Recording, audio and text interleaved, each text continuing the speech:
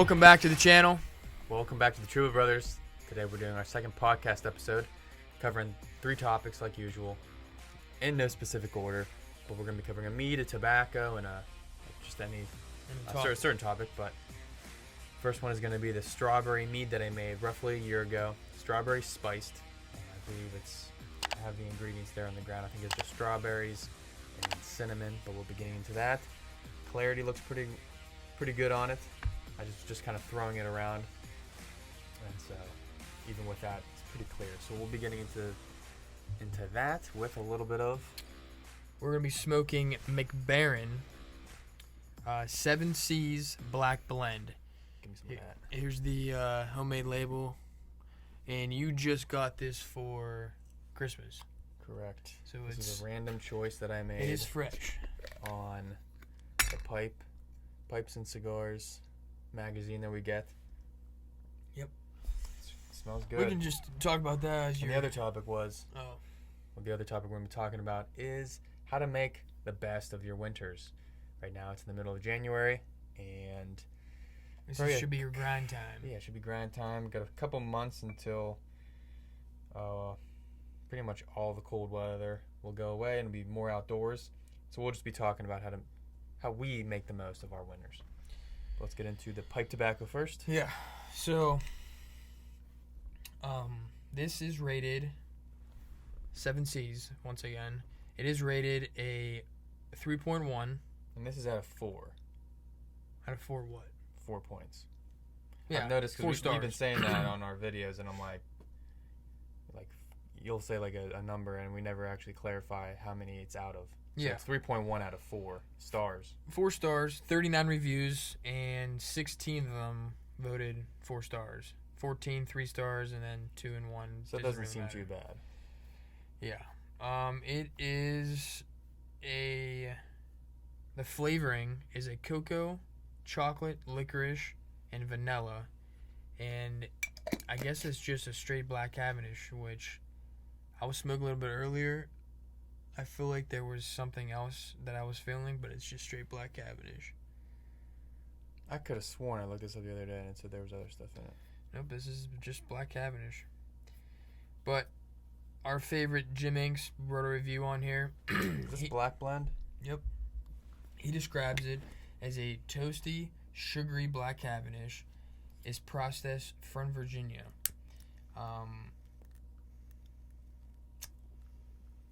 There are some tastes of grass and tart and tangy, of course, from the citrus from the Virginias. Well, hold on.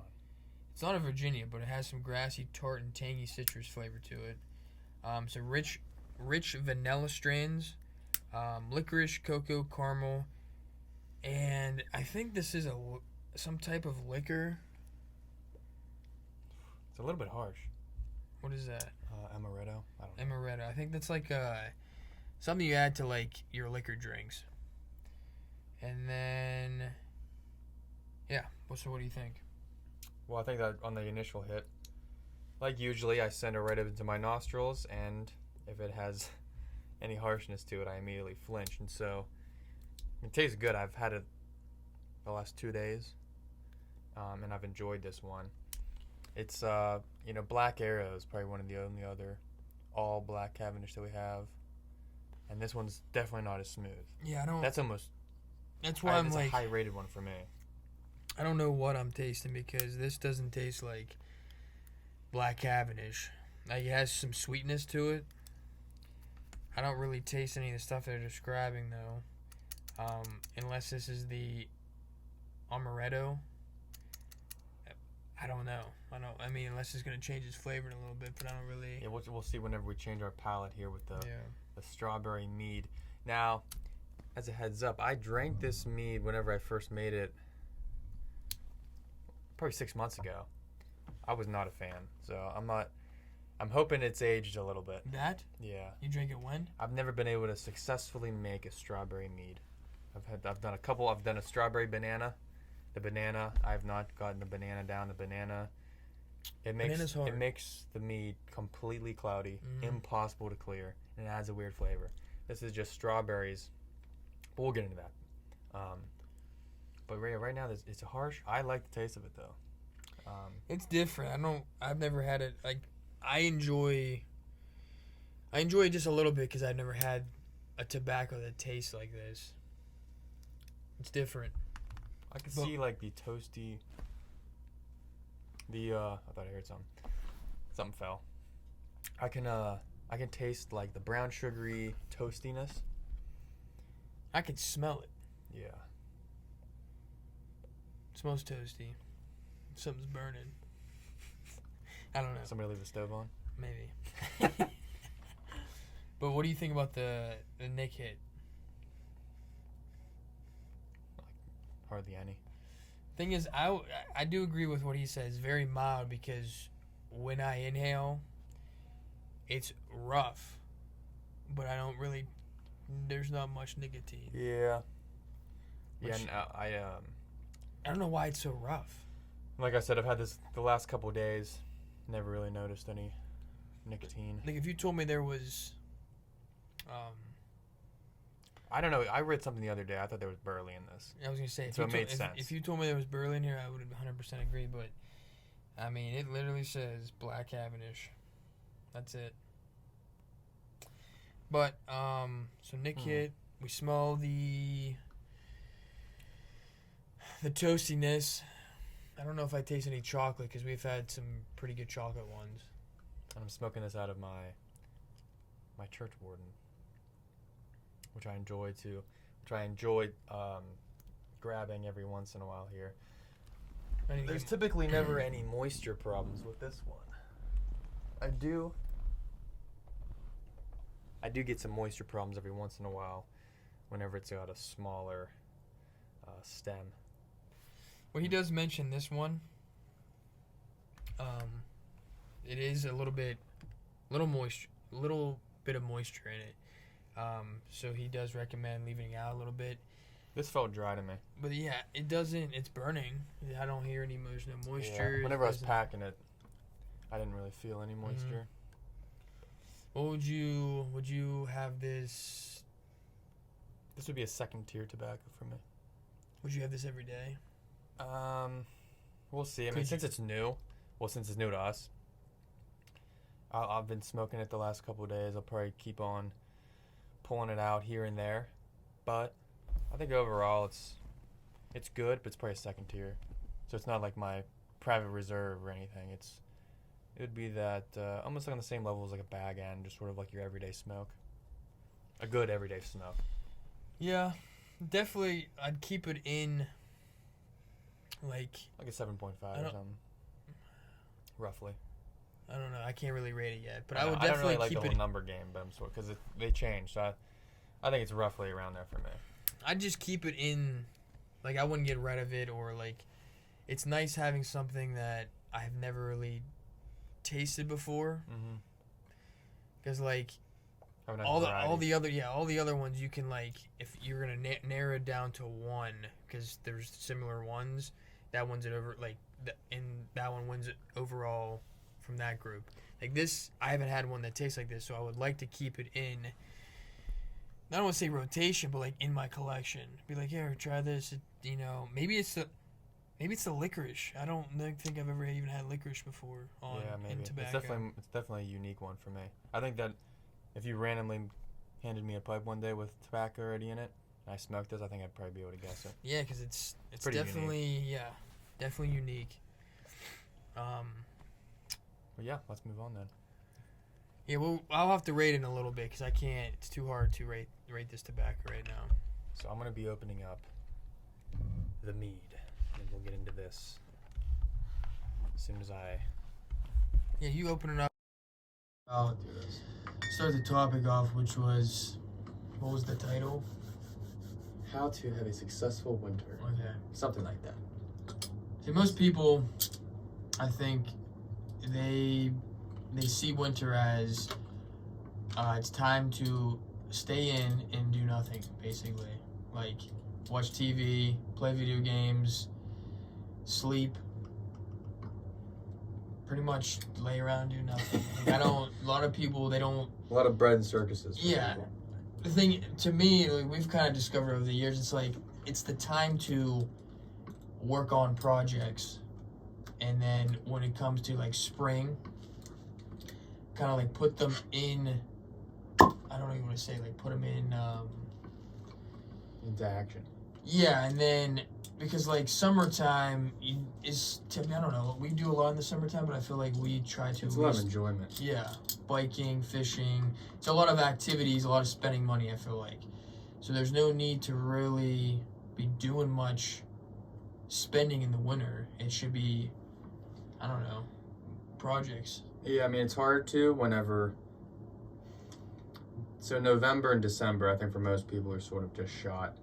Yeah. Overconsumption, holidays, spending a lot of money on other people, and then you start the new year and you got your New Year's resolutions, but that pretty much gives you all of January, February, and March. I mean, in our part of the world, it's Pennsylvania, so I think that a lot of people in this area has to deal with January, February, March, some of April, if not all of April, actually, as like there's just not a whole lot of golfing, bike riding. Because the weather's, spring is, are you talking about spring or winter? I'm just talking about like the first 4 months of the new year. Yeah. I love having the 4 weather's seasons. It's unpredictable. It's not, like places in the world that don't really have 4 seasons. I think as a child I kind of like that, but now as an adult, I like the going indoors, self-reflection, almost like hibernation in a way, start some new things. Of course, focus on fitness and health, get yourself back from all the holiday troubles that you put yourself through, and then you start your new stuff. And like for us, we did some hunting. Well, yeah, you did some hunting. I got a deer, so that's like in end of October, somewhere in November, all archery season and hunting season. So we get the deer, we stock up on the meat. Yep. We make the deer tallow, which is basically, we'll get into that in some other video. And that is, there's ways to make like a good, moisturizer, almost like a durable lotion. Pretty much the most durable. It's even whenever you make candles, deer tallow makes the longest lasting. And that's refining the deer fat. So we make a lot of that for our skin and stuff like that to get through the you dry skin, and for cooking and for whatever. I mean, deer tallow is, so there's a refining of that. There's making bone broth and bone meal for the garden. This is all for the garden pretty much. And taking the there's a whole, we're really trying to get this whole cycle of the year going here with saving the banana peels and the eggshells in October, November, December, drying those out, putting those in the garden to give it to the nutrients that it needs.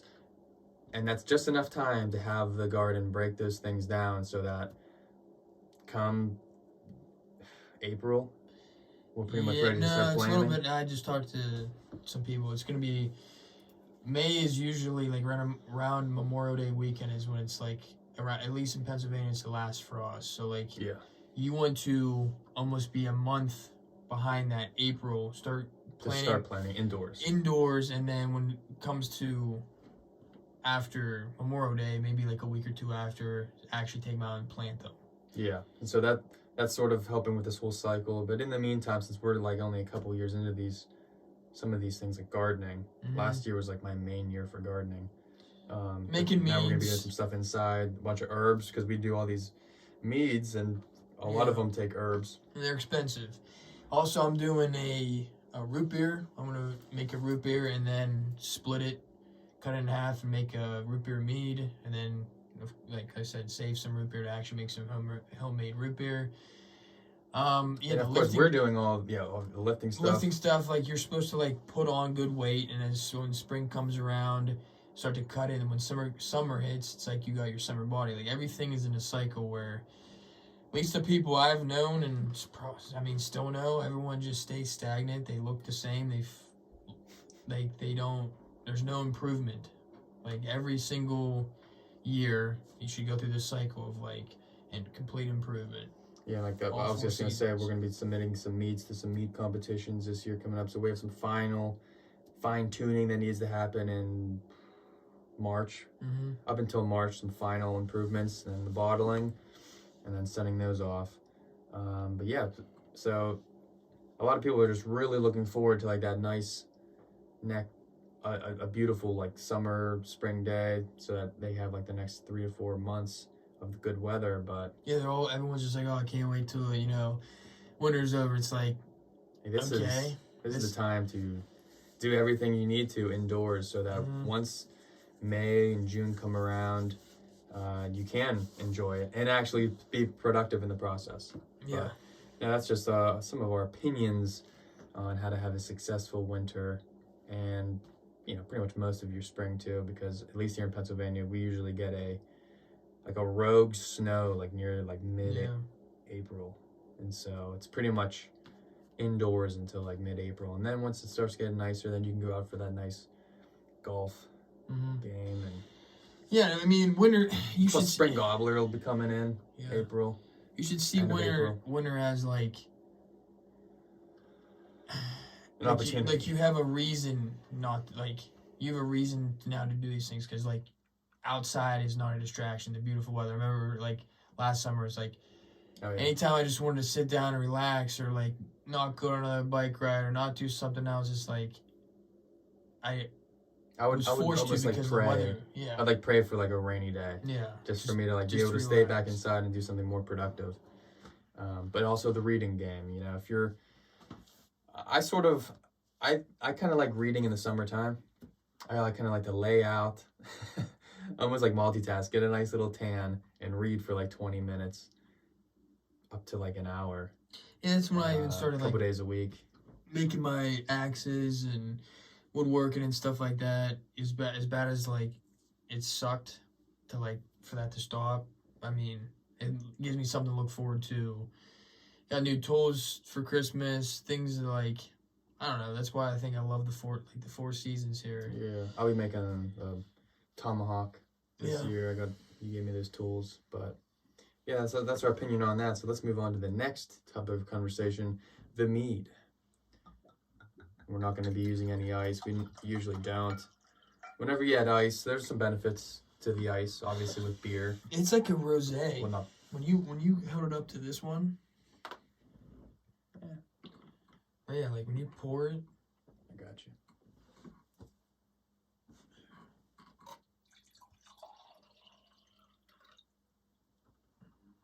Yeah, we'll see what this tastes like. I'm excited because I was not a fan last year at all. I have some improvements that I'd like to. It smells like strawberry. Try. So here's what I did with this. I made a traditional mead. Okay.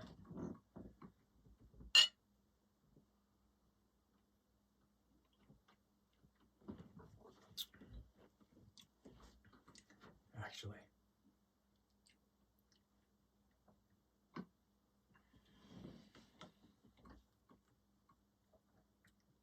I don't know. That is some rich strawberry.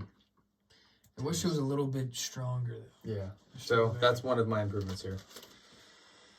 Here's my handy dandy every brewing thing I have. Made a traditional mead. So, 3.5 pounds of honey with all the usual brewing stuff, a little bit of super ferment, spring water.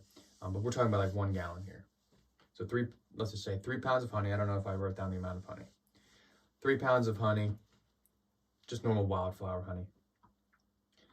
Lalvin 71B is the yeast of choice in this household for most things, not everything. And so I let that ferment, got to about 12% alcohol. And then I took the mead and I added 1 pound so I stabilized. That's important. You have to stabilize, so potassium sorbate. Threw a little bit of that in there to kill the yeast so that I could add more sugar into the mead, which is 1 pound of strawberries. Not enough. I'd probably just double it. 2 pounds of strawberries is what we should probably be using. You never really want to go over 1 cinnamon stick per gallon. I've done a lot of experiments on this. It's sort of anything more than that. You just don't need more than 1 cinnamon stick per gallon. And That's literally it. That's actually very simple. I don't even think I added vanilla. No oak chips. That might all just help us improve it. No acid blend. You say vanilla would probably work. Yeah, you can use all these different things to make this better. So what I get on the smell, pure, ripe strawberries. And I use everything frozen. The idea with the frozen. That's not right. That's not right. The idea with the frozen is that they freeze them whenever they're the right. Yeah, that's ripest. what they say. By the time you get them off the shelf in the store, they got chemicals on them. They've been shipped from freaking Guatemala or wherever. Yeah, I mean, they always say you want to use frozen fruit. I mean, I don't know how true this is, but like when you freeze a fruit, it breaks down the cellular wall of the fruit, so it's easier for the alcohol to break it down. How true is that? I don't know. Yeah, I like using fresh fruit, but I usually do like a half and half. Like I did a peach one. I used fresh peaches, frozen peaches, and grandma's canned peaches. So I used like 3 different peaches on mine. That's how the gangsters smoke these things. Yeah. Looks like you're smoking hookah. It has like this crazy... Talking about the tobacco? Like that is a smell I have never smelled before. It's got to be the amaretto. Have we had a caramel one? I don't know if we have, but do you taste any spices in this? I know we're sort of going all over the place here. I feel like I should have probably added. It's literally the other thing besides the strawberry. So you taste like whatever cinnamon. The other thing. Okay. Is it cinnamon? I don't know, but it's what's mixing with the strawberry. So I'm going to tell you guys what I'm doing next time. 2 pounds of honey or cheese. I'm doing the same thing, the traditional Mead way. But I'll throw in 2 pounds of strawberries, roughly half a teaspoon of vanilla extract, some bourbon vanilla extract, and maybe some allspice berries. I'm not too sure. I'm not 100% sure on the whole spice. I just stick with strawberry. Yeah, probably just double the strawberries, add a little bit of vanilla. I think that'll improve that. Maybe even back sweeten with a little bit of honey. I don't know, I'm growing rhubarb, so strawberry rhubarb can't go wrong with that. Yeah, and those two go well together. I have this rhubarb extract that I bought, but I don't know. Yeah, we'll see about the whole extract there. But the thing is, how the heck are you going to make freaking rhubarb out of raw rhubarb? That seems weird. You just throw it in the... Is it rhubarb like a root? Like it's like a long stem? Yeah, you just chop it up like celery. You put it in a mead. Yeah. I think I'd rather go with the extract, but... Extract has too much extra stuff added. Yeah, but you're going to end up taking in all of this green, like... You just wait until it's ripe. It's like throwing in, like, corn husks. Nah, you're thinking of not probably even rhubarb. If that's what you're... Well, no, but, like, if you throw in, like, celery, like, there's so much, like, green plant water in there. You all right? I don't know. I got a lot of tar in my mouth there. That's disgusting. Anyways, we hit all the topics. We're going to run out of data. Or really? Storage. No, I don't know. No, but if we can... Tobacco's good. Go check out McBaren. We need to rate it, though. I said second tier, 7.5, something like that. I hate the rating that we have. Just say first tier, second tier, third tier, fourth tier. Fourth tier being I'm never buying that. I would never buy this again. You won't? No. But, like I said, So the third tier, something that you might not buy again. Though. Yeah. That's what we're doing. We're just throwing in tiers and then just calling it. I think that should be the easiest because it can vary. It can vary throughout the day. No rating? I'm saying roughly 7.5 for me. Yeah, it's not the worst. I've had harsher ones like Haunted Bookshelf. I just don't like that. Oh, this is harsh. There was like a 5 in there before my eyes started watering. Before I started crying. Mm-hmm. There's tar coming out of this. I need to clean this thing out. Nah, dude, it's all part of the sport. Start drinking it. No, it's a good one. It's a good mead. It's a good tobacco. good topic that we covered today. Not bad. I mean, we could have went in a lot more depth on the topic, but basically we see winter as progress, like not progress, but Opportunities for progress. yeah, and like projects to be born, worked on, bring into reality as spring and summer come on. Yeah. So don't be lazy. Don't be lazy. Don't regret it, because once summer comes around, you're not going to want to be doing any of those projects. So like, comment, subscribe to the channel. Follow us on Instagram at the Chuba Brothers, and see you in the next video. See you guys later. Peace.